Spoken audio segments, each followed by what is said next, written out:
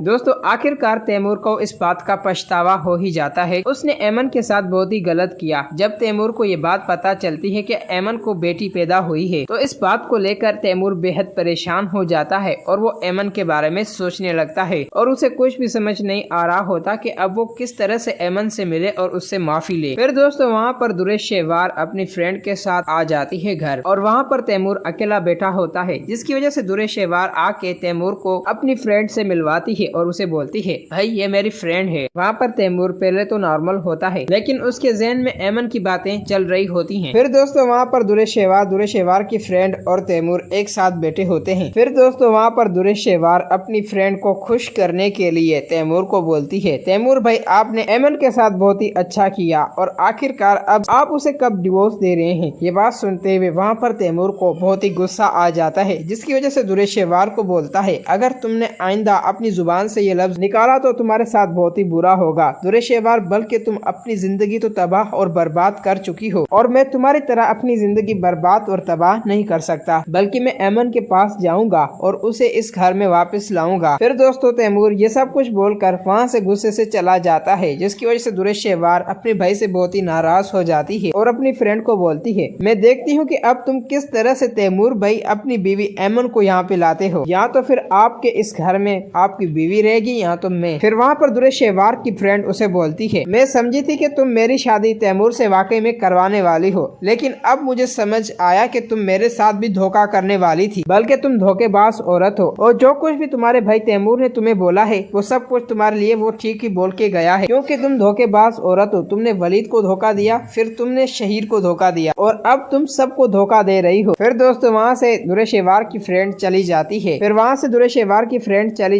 दुरेश शेवार को अपनी इंसल्ट बर्दाश्त नहीं हो रही होती, जिसकी वजह से वो बोलती है कि मैं सब लोगों को देख कर रहूंगी। मावरा इस बात को लेकर बेहद परेशान होती है, उसे कुछ भी समझ नहीं आ रहा होता कि अब वो क्या करे, जिसकी वजह से वो वलीद से मिलने पुलिस स्टेशन चली जाती है। वहाँ पर वलीद मावरा को देखकर बेहद खुश हो रहा होता है, जिसकी वजह से मावरा बोलती है वलीद मुझे माफ कर देना, बल्कि मैं तुम्हारी बातों में आ गई थी, हमें दुरेश शेवार की बात मान लेनी चाहिए। अगर तुम मुझे डिवोर्स दे देते वलीद, अगर तुम मुझे डिवोर्स दे देते तो तुम्हें दुआ मिल जाती और जो आज तुम्हारे ऊपर मुसीबत टूटी है तो ये नौबत हमें कभी नहीं आती। ये बात सुनते हुए वहाँ पर वलीद मावरा को बोलता है मावरा मैं हर किस तुम्हें नहीं छोड़ सकता, भले दुरेश शेवार किसी भी हद तक चली जाए। ये बात सुनते हुए वहाँ पर मावरा वलीद से खुश हो जाती है और उसे बोलती है वलीद कुछ भी हो जाए लेकिन मैं भी आपको यहाँ से आजाद करा कर ही रहूंगी। दोस्तों अगर आप लोगों को ये वीडियो अच्छी लगी है तो इस वीडियो को लाइक करें।